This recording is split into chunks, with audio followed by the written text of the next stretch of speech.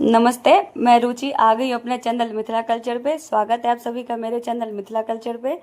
जानकारी देने के लिए आई हूँ बट सावित्री पूजा 2025 में कब की है और क्या है शुभ मुहूर्त, तो चलिए जानते हैं।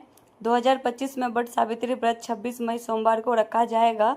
यह व्रत ज्येष्ठ मास की अमावस्या तिथि को रखा जाता है। इस दिन सुहागिन महिलाएं अपने पति की लंबी उम्र और सुख समृद्धि के लिए बरगद के पेड़ की पूजा करती है।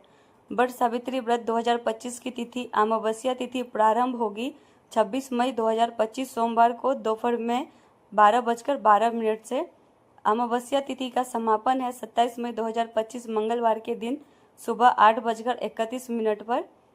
व्रत तिथि 26 मई 2025 सोमवार के दिन होगा। बट सावित्री व्रत का महत्व।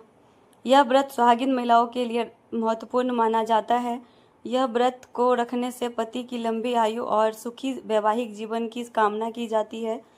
सावित्री ने अपने पति सत्यवान को यमराज से वापस लाने के लिए बरगद के पेड़ की पूजा की थी, इसलिए इस व्रत में बरगद के पेड़ की पूजा का विशेष महत्व है।